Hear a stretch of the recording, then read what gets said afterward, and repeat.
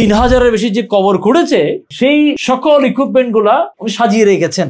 গোর্খুদক মনুমের 3000-এর বেশি কবর খুঁড়েছেন নিজের স্বেচ্ছাসেবা দিয়ে। টকবগ একটা ঘোড়া ছিল যেটা নিয়ে উনি বিভিন্ন জেলায় নিঃসংকোচিতে ছুটে যেতেন, কারো কাছে একটা পয়সা নেননি। বেশ কদিন আগে উনি ইন্তেকাল করেছেন।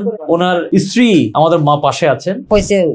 আমি যদি মরি আর জায়গা একটা জিনিস রাখিয়া সব জ্বালাবার যাতে করে করো, পৃথিবী যতদিন থাকবো এইগুলো থাকবা। ওনার স্ত্রী যেটা জানাচ্ছেন, উনি ইন্তেকাল হলে এই জিনিসগুলো ঢাকা জাদুঘরে উনি দান করবেন। এগুলো আসলেই জাদুঘরে রাখার মতো জিনিস। এই জিনিস যখন জাদুঘরে থাকবে, একটা স্টোরি লেখা থাকবে মনুমিয়া নিয়ে, এই প্রত্যেকটা জিনিস কথা বলবে।